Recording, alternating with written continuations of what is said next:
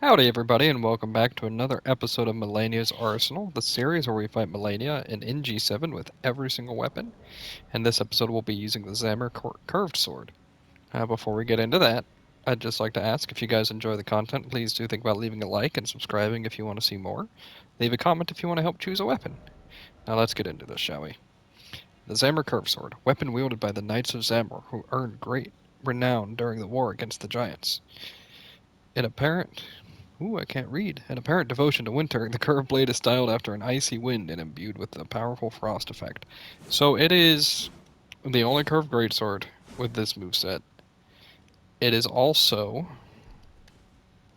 Okay, good, they're all wielded like this. I believe it's the shortest curved greatsword by, like, a long shot. Maybe this one is similar to Beast's. But this moveset ends up being really bad compared to a normal curved greatsword, in my experience at least. So let's go ahead and try it out. The build is 6480 strength dex, and then 6040 vigor endurance. We are using dagger, talisman, turtle, Lloyd's sword ring, ritual sword talisman, and the great shield, of course. The actual damage on this thing is really high. The issue is just how it swings. It is unwieldy, to say the least, compared to a normal curved greatsword at least. We actually have to roll here because of how slow this attack speed is. It does get innate frostbite at 65, which is actually pretty good. Once she flinches here, she'll probably waterfowl, yeah. She has a habit of really doing that if it's based near status effects that proc it. Oh, I forgot my physic flask, but we'll use it for phase 2.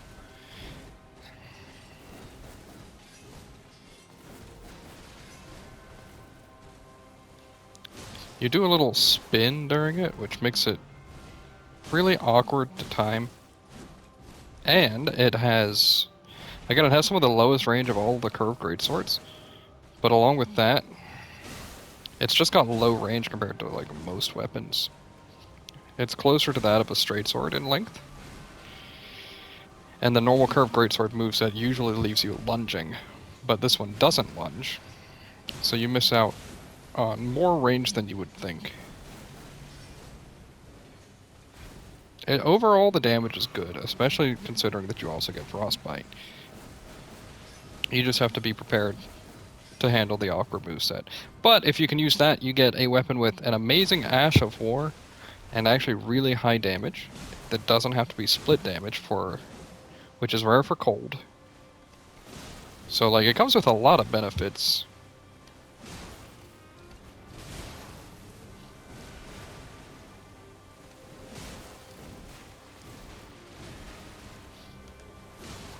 We should probably get a frostbite here soon, by the way. We'll just go for one. Yeah, this is why we ran the dagger talisman. Holy cow, frostbite as part of that. Stagger into a hit. Usually does it for that. The weapon itself is performing quite well, I would say. We've used 2 flasks, we've gotten hit like twice. I think we have time to eat shrimp here. It might be a little late, but that's okay. Yeah, she's swinging all right. This is okay, though.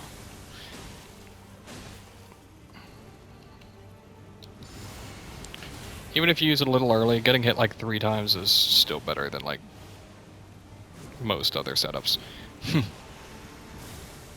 This is good. It looks like this swinging arc is better for phase 2.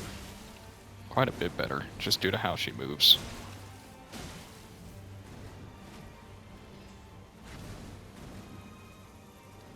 I think one thing I do need to compare, though. That's fair. I'm just gonna keep swinging, though. You can't really stop me. Yeah. Unfortunately, yeah, we were a little too slow on the recovery due to this weapon's movement to actually get the punish. But that's okay. I need to check the stamina consumption on this, because I want to bet that's lower than average, which would be the one big upside that this thing would have. And, I mean, looking at the actual stamina consumption, it looks really low, from what I can tell. Which, I mean, honestly, if that's your upside, dude, that's a big one. And, like, she's dead for this, too. This weapon was really strong, now that I've used it. You just have to get used to the range. I believe it's also pretty light, right? Yeah, it is the second lightest, tied for the Monk's Flame Blade, which is also a really good curved greatsword. I'm gonna give this one a hard use, like, honestly. It's a really good one. I have developed a new strategy for what to do after we beat Moog if the episode is too short, because I don't want a repeat of a couple weapons, where not only do we beat Malenia, but we also beat Moog in like 10 minutes. So what I have done is I have Gideon's, well, the Ashen Capital. So what we will do is fight. We will take one life and see if we can beat all three. And as far as we get, that'll be our final determination for how the weapon does. Assuming we beat Moog within 3 attempts. And honestly, I'm going to say that this weapon does that. Moog has a way longer punish window as well for getting a critical. So we lose out on like nothing there. The dagger talisman's going to do a lot better. This was, again, we beat her effectively using 3 talismans. We hit her once with a critical, but it was when it already would have killed her either way.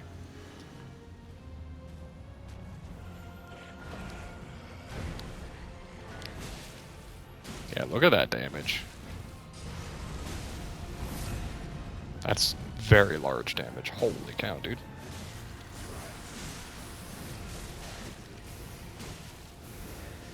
Oh, it clipped me. That's okay.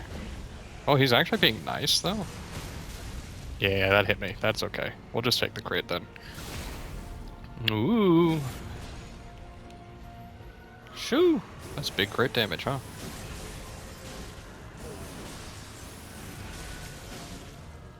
Let's test out Zamor Ice Storm. I know it's against his. Oh, look at that. Even that damage is pretty good. So we'll heal, and when he swings, we'll do this. Look at that. Almost 250 damage per tick.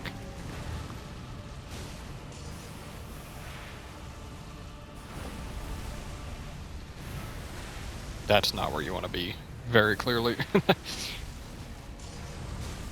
Alright, so maybe I underestimated this moveset a little when I was first using it. If you don't mind getting a little closer to bosses, dude, this moveset feels really good. I mean, it's a curved greatsword, right? It's really hard to go wrong with it. Into that big crit. I didn't mention the charged R2s. They are different, and the follow-up, if fully charged, does do 2 hits. Jump attack. Significant damage, but maybe not the best time to do it there, apparently.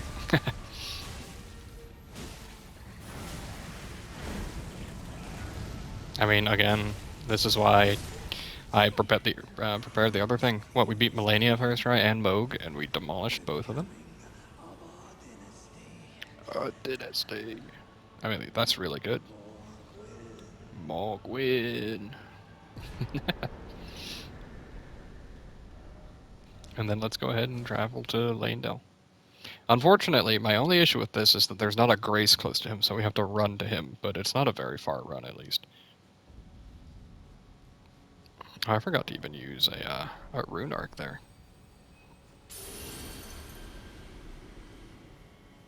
So far, this weapon might be one of the best performing overall. I think I healed like twice against Moog, and one of the times was only just to get rid of his minor damage from his physic tier popping. Huge. Honestly, I don't remember where you get this weapon, which is a big issue because if you can get this weapon early on, it is a big recommend for me to just do a whole playthrough with it. And honestly, I know you can get the full set. I think that would be a fun one to do a playthrough of, right? Playing as the Zamor Knights. That one would be cool. Alright. Almost to Gideon now. I didn't even read over the damage on this. Without Lloyd Swords, it's at 762. With it, it's at 839. One-handing, it's 726, and the difference between what my other stat build was, which was 6678, it actually gives you one more AR if you go 6480, which is negligible, but cool to know. We're gonna try the weapon art on him to begin with. Ah, I knew you'd come. Yeah, okay.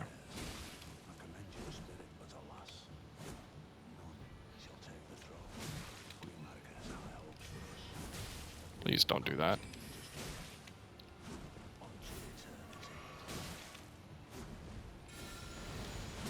Can you hit him out of that? No, you can't. Okay. Well, this attack's lame. Oh, it's way short, though. Okay. Yeah, you see, that's an issue with it, the tracking on it. We can hit him once, and then he'll, like, probably try to roll it.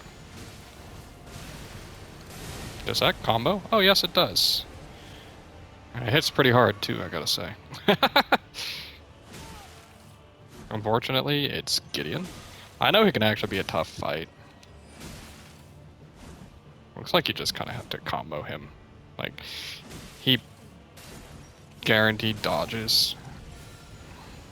Okay, can he go far enough? Yeah, that's what I thought. Not really, so Gideon's dead at least. Whoa, that does a lot of rot buildup. Cannot become an Elder Lord. Except I will, dude. Watch me.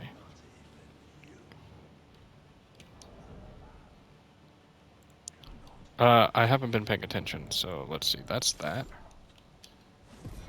It's pretty similar or stamina consumption. I only got one look though, so we'll check again later.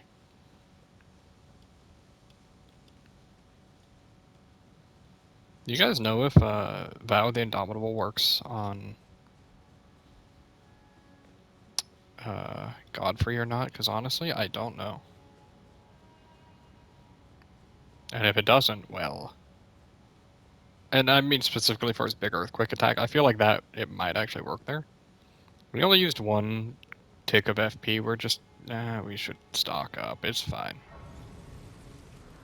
I'm thinking in the future, maybe I just try to see how far I can get against all three bosses. Just back to back. Just blitz through them. Gotta break that. Scones, by the way. Let's see. Anything happening with you guys? I know very few people watch this point, but let's go ahead and talk a little. So I've got my 1-year anniversary with my wife coming up, which is super exciting. We're going down to... We're traveling to Georgia for that. It's gonna be a good time.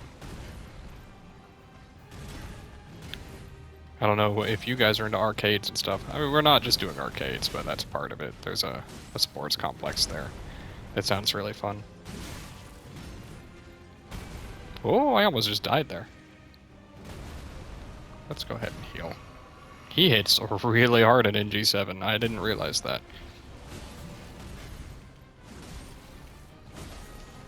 I think he has pretty high frostbite resist as well, right? We are way out of range. That's good. I'm still using that physic. That's funny. Okay, so don't do the jumping R2, do the jumping R1.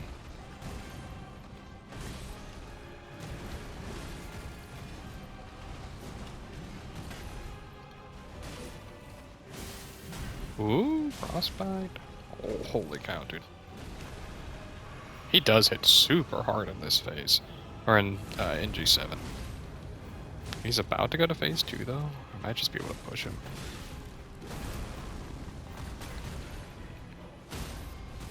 Yeah, huge. This is gonna split him before. That's so sad. We take a few steps back. Actually, we were already positioned properly due to being locked into not moving. I'm so bad at this phase, by the way, if you guys don't know. I think this phase is one of the harder fights in the game. Oh, I wasn't running. Time to find out. Alright, yes it is.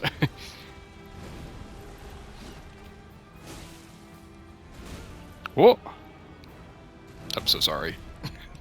Jeez.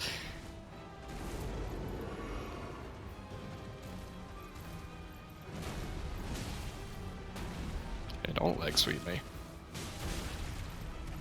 I feel like that attack has to be one of his weakest, right? He's probably about to phase transition? Yeah. I got too close. No! Yeah, just like the one Quake that he does that doesn't actually, like, do a full screen shockwave, and it's really weird.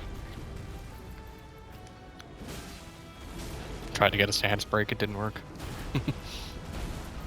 There we go, that's better.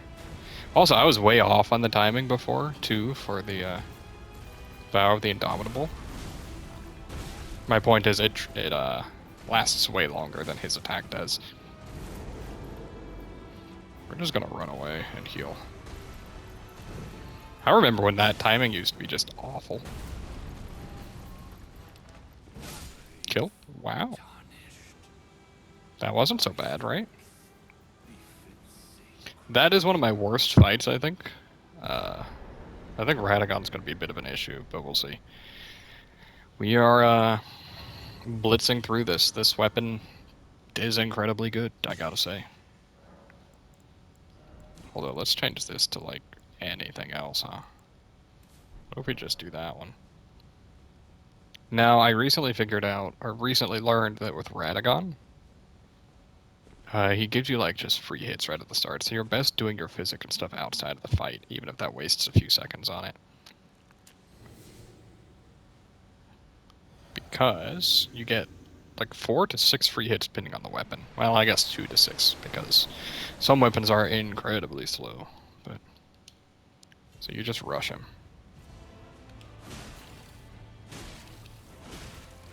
Looks like 3 for this.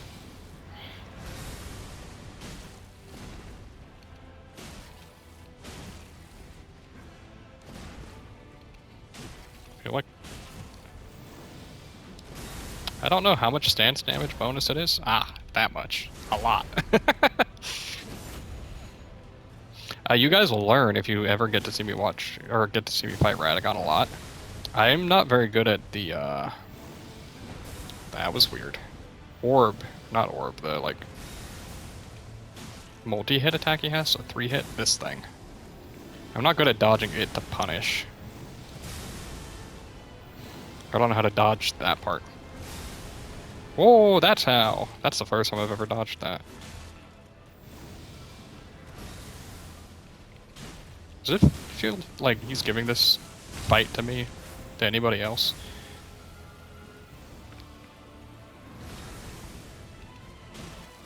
You do have to back off on that one, unfortunately.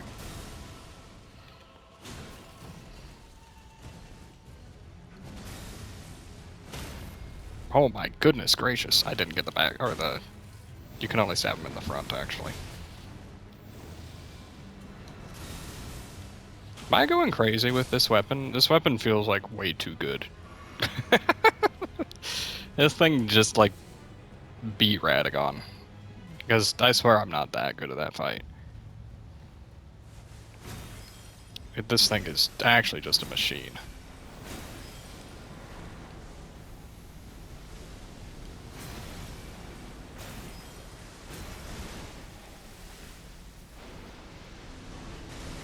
Ooh, I should actually put on the Halictree medallion, right? The one that increases holy resistance. While we are here... Yeah, we'll do that one. I know I only have the +1, but that's a big... Whoops. It's a big deal in this fight. Wow. Don't tell anybody I messed up rings. That's embarrassing.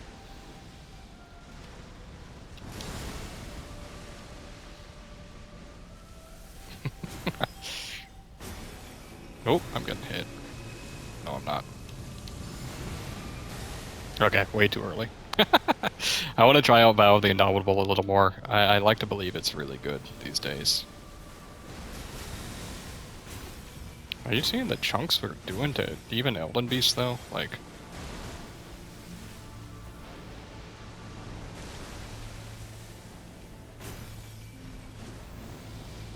Oh, no. Wow, I'm getting thrown around by him, though, huh? This is like the one time where I've used, like, way more flasks against Elden Beast than I have Radagon, because usually he takes up all my flasks. Okay, I didn't actually know if that would hit if I didn't dodge.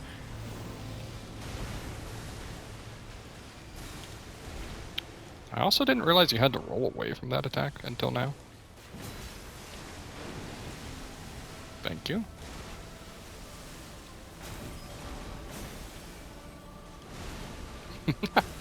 If we get a stance break here soon, yeah. Whoops, I took it instantly. That sucks. Now he's gonna do Elden Stars and stuff.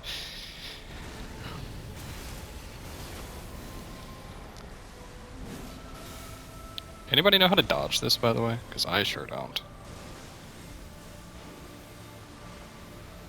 He's probably gonna do triple rings as well, so we're actually like totally fine here.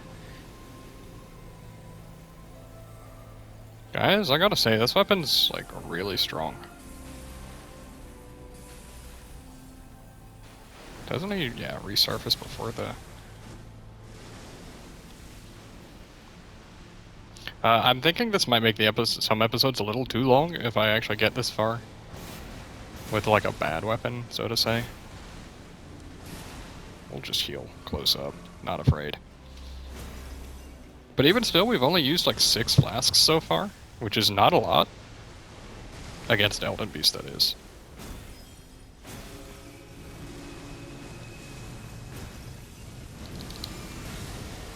I tried. I blocked it, but I tried. That's one thing to know about Vow of the Indomitable, too. If you mistime it, you can just hold block. And... what the heck is that? Oh. I don't think I've ever stood still for that long during that. Okay, if you didn't know, this Fire Breath looks super dangerous. You can just run at him to dodge it. You don't have to run or strafe it or anything. Yay! Look at that. Oh, come on, dude. Okay, good. We did it. We beat all of the bosses. That weapon felt incredibly good. Maybe, like, the best weapon I've used so far. And I was really expecting a lot worse from it, knowing the awkward moveset. So, that's really all I have to say about this weapon. I think that did pretty big justice for it. It's really hard to go wrong with this thing. And if you're using it for a normal playthrough, you get 11 strength, you get 18 dex, and then you start pumping dex. It's a 1-stat weapon for the most part. It's got B scaling and C scaling and strength, but it's not enough to matter. Most of your damage is coming from dex. Anyway, thank you for watching. If you enjoyed, thank you for hanging around. I already said to like the video stuff and all that, so I'm just going to end it there. Thank you for watching. I'll see you guys next time. Bye.